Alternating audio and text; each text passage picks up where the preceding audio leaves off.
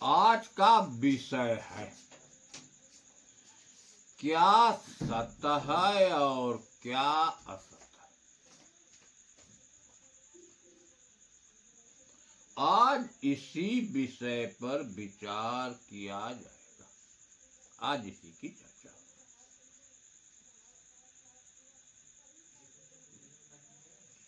क्योंकि हमें आपको सत्य और असत का यथार्थ बोध न होने के कारण हम चाहे आप असत्य को ही सत्य मान लेते हैं और सत्य को असत्य मान लेते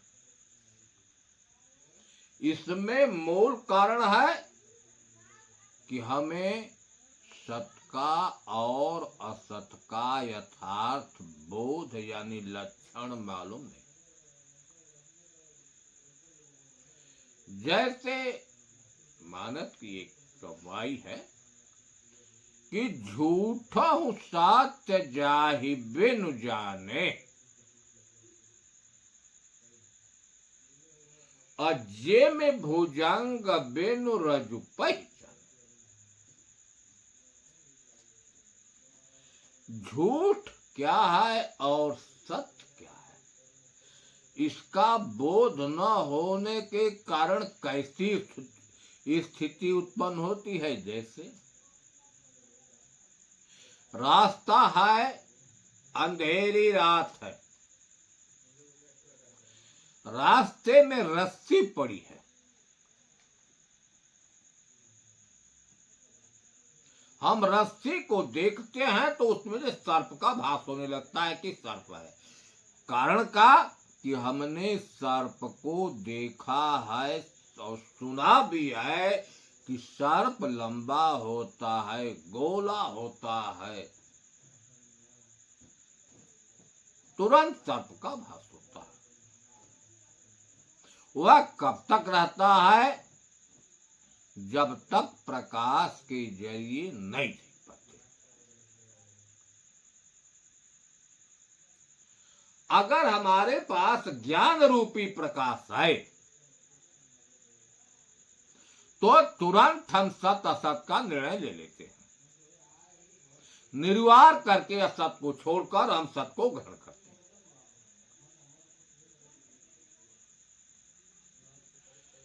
तो इसलिए हमें सत्य और असत का विचार करना चाहिए। जिस सत्य असत का वर्णन हमारे ऋषि महर्षियों विद्वज्जनों ने सोच समझकर निर्णय लिया है और अपने विचार को शास्त्रों में वर्णन किया।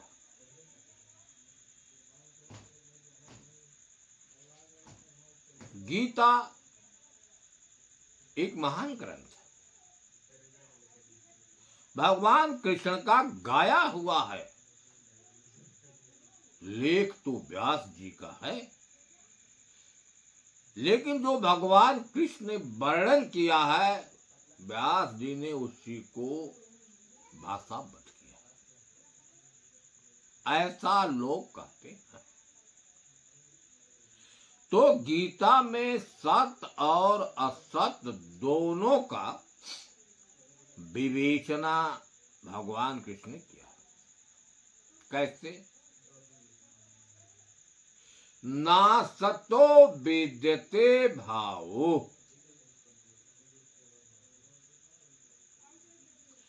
ना भावो विद्यते सतः।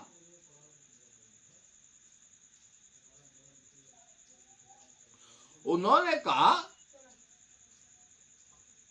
ना सतो विद्यते भाव, जो चीज नाशवान है विद्यमान में उसका अभाव है, अर्थात तो वह सदा एक रस रहने वाला नहीं, वह परिवर्तनशील।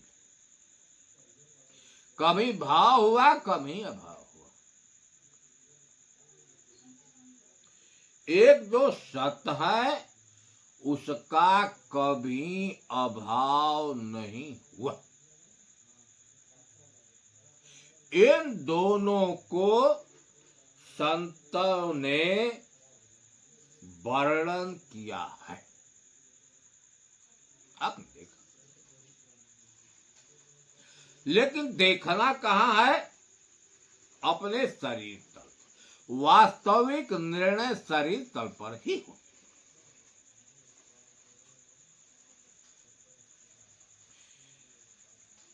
इस बाह्य जगत में आप देख रहे हैं कि वायु भी है, अग्नि है, जल है, पृथ्वी है और आकाश है। आकाश का मतलब होता है खाली पोला। चारे तत्व हैं जिससे निर्माण होता है। पृथ्वी है, जल है, अग्नि और वायु। लेकिन आकाश जो है खाली एकदम पोला है। लेकिन पोले की शरीर में अहम भूमिका है, इसलिए आकाश तत्व को भी दे दिया गया।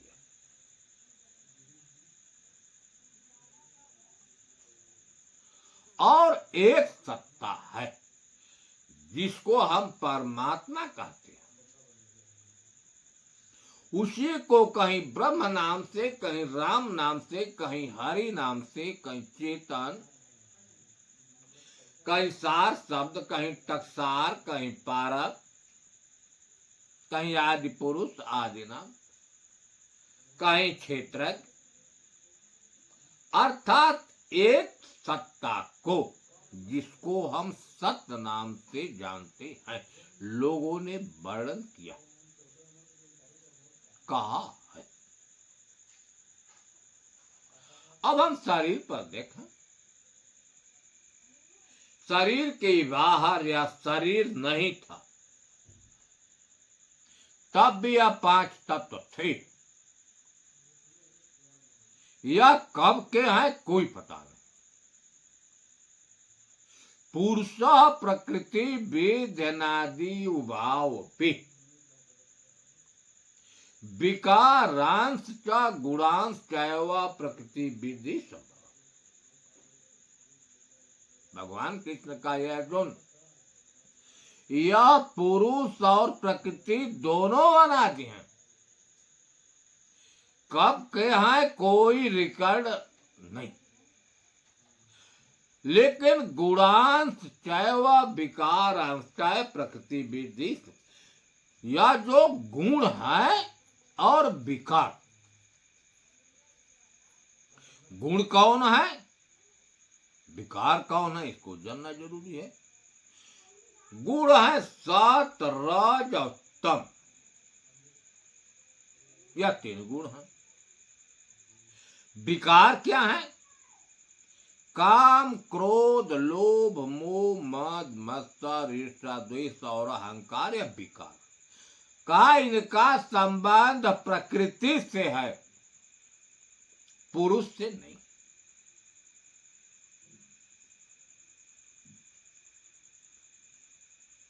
आप देख रहे हैं महापुरुषों ने निर्णय लिया है। भगवान कृष्ण ने कहा कि यावत् संजायते किंचित सत्वम स्थावरम जंगमम क्षेत्र क्षेत्रज्ञ संयोगा तद्विधि भक्ति। आय अर्जुन, इस सृष्टि में जो कुछ है क्षेत्र और क्षेत्र के संयोग।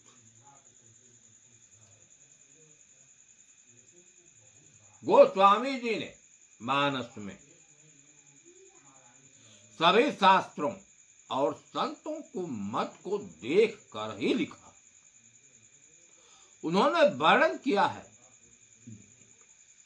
कि जड़ चेतन गुण दोषमय विश्व किन्ह करता। उन्होंने कहा कि जड़ और चेतन दो के संयोग से यह शरीर है। जितने घट हैं, चाहे स्थावर हो, चाहे जंगम हो, चाहे अंडज हो, चाहे पिंडज, सबका शरीर जड़ और चेतन के सहयोग से, दो से। कबीर साहब ने बीजक में अपना विचार व्यक्त किया, जिनको हम संत सम्राट नाम से कहते हैं। उस महापुरुष का विचार को देखिए। उन्होंने कहा, एक है पुरुष एक है नारी, अताते रची खान भव चारी। कहा एक पुरुष और एक नारी है, दोनों के संयोग से चारों खानों की रचना। आपने देखा कि चाहे गीता हो, चाहे बीजक हो, चाहे रामचरितमानस, तीनों लोगों ने दो को ही बताया, लेकिन नाम अलग अलग बताया। तो जो जड़ नाम से कहा गया है, उसी को क्षेत्र नाम से कहा गया है, और उसी को नारी नाम से कहा गया। जिसको चेतन नाम से कहा गया है, उसी को क्षेत्रज्ञ नाम से कहा गया, और उसी को पुरुष नाम से कहा गया। अब यह विचारणी बात है कि हमारी आपकी शरीर 5 तत्वों से बनी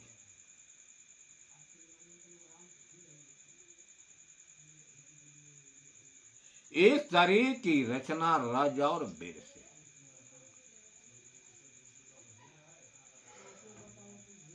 वेद में सभी तत्व होते हैं। पृथ्वी भी है, अग्नि भी है, जल भी है।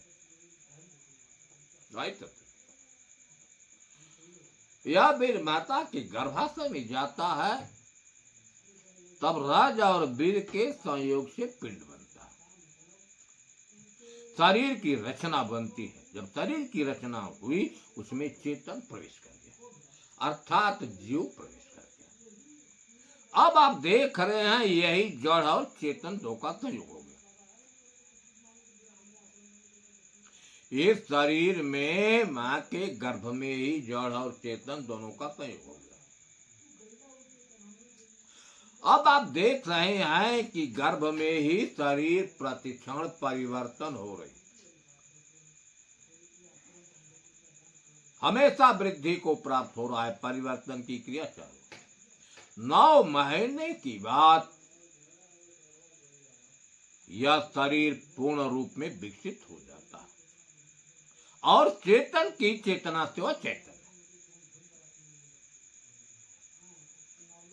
9 महीने के बाद जब यह गर्भ से बाहर शरीर होता है, तब भी उसमें चेतन है, लेकिन शरीर परिवर्तन हो रही है। कभी शरीर छोटा था, बहुत शिशु रूप में था, बच्चा हुआ, किशोरा, जवानी, तीसर का चौथा बना गया। एक दिन यह स्थिति होती है कि शरीर अपने तत्वों में विलीन हो जाती है, और जब शरीर खराब हो जाती है तो इसमें रहने वाला जीव निकल जाता है। कैसे निकल जाता है? कि वासांस जीर्णान यथा विहाय नवान गृहणाति नरो अपराणी तथा शरीराणि विहाय जीर्णान्यान सयाति न। जैसे मनुष्य वस्त्र जब पहनता है, वस्त्र पुराना हो जाता है, फट जाता है, पहनने योग्य नहीं रहता तो उसको फेंक देता है और नया वस्त्र लेता है। उसी प्रकार इस शरीर में रहने वाला जो जीवात्मा, यह शरीर खराब हो जाती है, रहने योग्य नहीं रह जाता यह घर तो इससे निकल जाता। आपने देखा कि यह शरीर प्रतिक्षण परिवर्तनशील है। इसका कभी भाव हुआ, कभी अभाव हुआ। इसको हम असत कहते हैं। यह सत है। यह प्रकृति आप देख रहे हैं, आंखों से दिखाई दे रही है। साकारम नृतम विद्धे निराकारम तो निरंतरम एक तत्वोपदेशे न पुनर्भव। अर्थात जिसका आकार है वह नाशवान है, वह नाशवान है, वह सत है, वह परिवर्तनशील है। अष्टावक्र जी ने कहा कि हे जनक, यही बात दत्तात्रेय ने भी यदु से कहा कि जिसका आकार है वह नाशवान है, जिसका कोई आकार नहीं लेकिन निरंतर है, उसका अभाव कभी नहीं। वही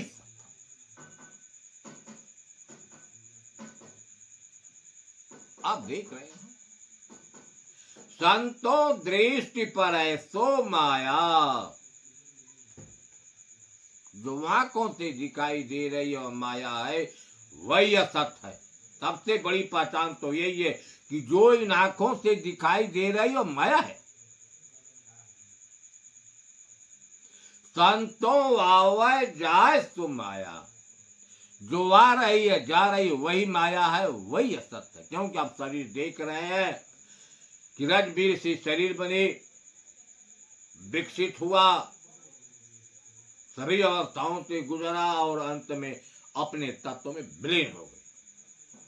यह जीव को कभी भाव हुआ इस शरीर का, अब कुछ दिनों के बाद शरीर का भाव हुआ, लेकिन चेतन तो नित्य है ही है।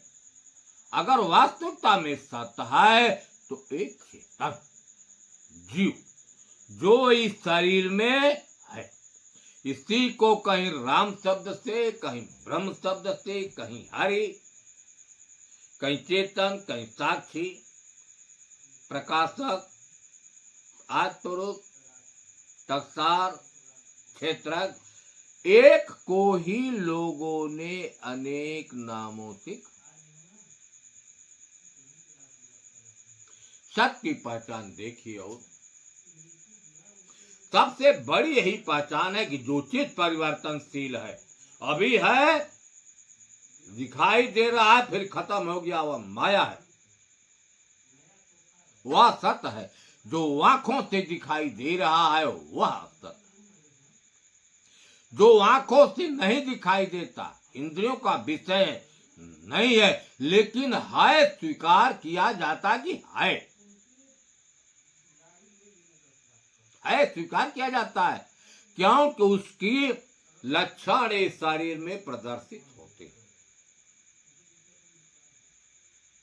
नैनम छिंदन्ति शस्त्राणि नैनम दहति पावक न चैनम क्लेदयन्तापो न शोषयति।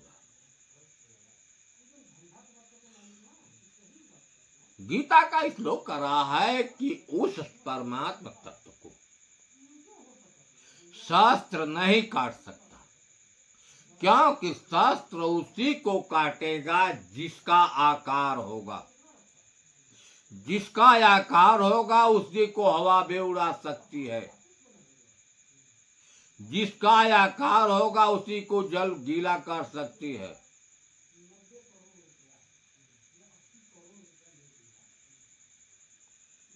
अर्थात काटना, जलाना, भिगाना और उड़ाना, यह क्रिया जो है आकार की ही होती है।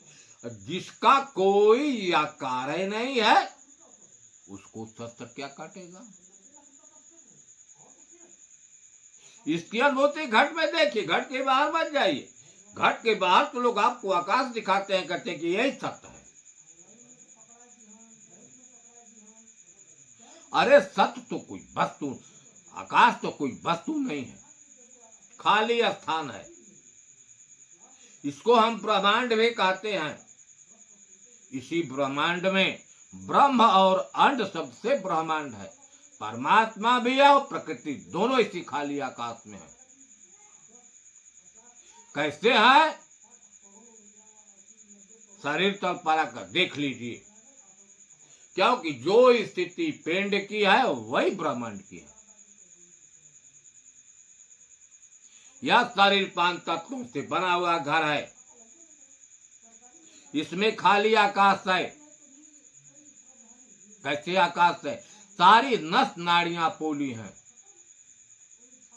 सारा अंग पोला है, मल द्वार पोला है, पेशाब की इंद्री पोली है, मुख पोला है, कान पोला है, सारी इंद्री पोली है। और इसी खाली आकाश में चेतन भी है। उसी के प्रकाश से यह शरीर प्रकाशित है, अंतःकरण प्रकाशित है, जिसको हम उस चेतन की माया शक्ति कहते हैं, ब्रह्म की माया शक्ति कहते हैं, जीव की माया शक्ति कहते हैं। वह है मन, चित्त, बुद्धि, अहंकार। उसी की चेतना से यह प्रकाशित है। इस शरीर रूपी घर में आत्मा भी है और उसकी माया शक्ति, मन, चित्त, बुद्धि, अहंकार भी दोनों है।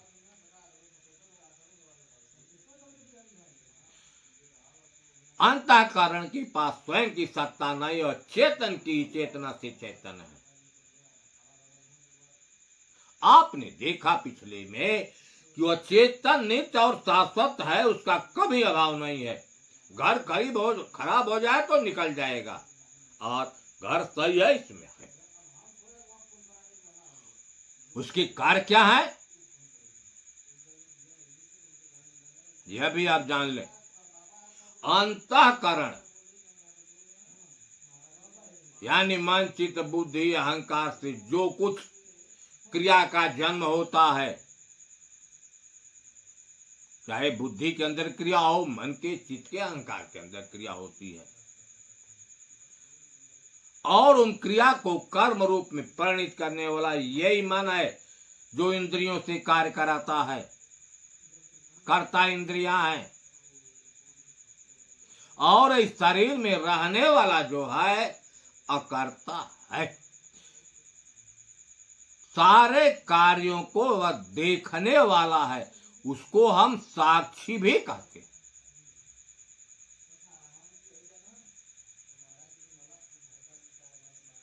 सारे कार्यों को करने वाली प्रकृति है। प्रकृतैव च कर्माणि क्रियमाणानि सर्वशः यः पश्यति तथा आत्मानं कर्तारं सब। गीता। भगवान कृष्ण ने कहा, अर्जुन, जिसको आत्म बोध हो गया है, आत्म साक्षात्कार हो गया है, आत्मानुभूति हो गई है, वह देखता है कि सारे कार्यों को करने वाली प्रकृति है। अंतःकरण से कार्य का जन्म होता है और कराने वाला यही मन है, करने वाली इंद्रियां है। आत्मा जो है अकर्ता है। आत्मा तो केवल साक्षी है। आत्मा साक्षी विभू पूर्ण। इस शरीर में रहने वाला आत्मा जो है साक्षी है, वही सत्य है, उसका कभी अभाव नहीं हुआ। विगत साक्षी पुरुष परमात्मा चेश्वर नए रास्ते बंध मोक्ष न चिंता। इस शरीर में रहने वाला जो साक्षी है वह परमात्मा ईश्वर जो सत्य है वही साक्षी रूप में है। यह लक्षण है। आपने देखा कि सत्य का कभी अभाव नहीं होता, सत्य हमेशा है। यह भी देखा कुछ को न अग्नि जला सकती है, न शस्त्र काट सकता है, न हवा उड़ा सकता है, न जल गीला। अविनाशी तू तद वेदेयेन सर्वमिदं ततम्। अविनाशी उसको जानिए जो सबको व्याप्त करके स्थित है। जितने घट हैं सब उसके प्रकाश से प्रकाशित है। वही सर्वव्यापक होते हुए सब में स्थित है। सारे महापुरुषों ने यही स्वीकार किया है कि वह सत वर्ण परमात्मा सर्वव्यापक होते हुए सब में स्थित है। जैसे कबीर साहब ने कहा कि बाहर भीतर एक रस ज्यों चेतन भरपूर, विभु नभ समतो ब्रह्म है, नहीं नियरे नहीं दूर। आपने देखा चेतन भी कहा, बाहर भीतर एक रस व चेतन। फिर कहा विभु माने व्यापक है, जैसे आकाश और व्यापक है उसी प्रकार ब्रह्म। नभ माने आकाश, जैसे आकाश और व्यापक उसी प्रकार ब्रह्म। घर में बैठा आप विराजय बाहर दिसे सो, जो घर में है वही बाहर। इत्यादि कथानकों से यही सिद्ध होता है कि अगर सत्य है तो एक परमात्मा तत्व जो अंतःकरण का साक्षी है। अंतःकरण में जो कुछ क्रिया दिखाई देती है उसका कोई आकार नहीं है, वह है निराकार, लेकिन अनुभूति है कि वह सबका साक्षी है, अंतःकरण का साक्षी। वही है सत, जो प्रकृति है वह परिवर्तनशील है, वही असत है जो आंखों से दिखाई देता है वही। इत्यादि चीजों पर विचार करके हम स्वतः सत और असत का निर्णय कर सकते हैं। साहेब बंदगी।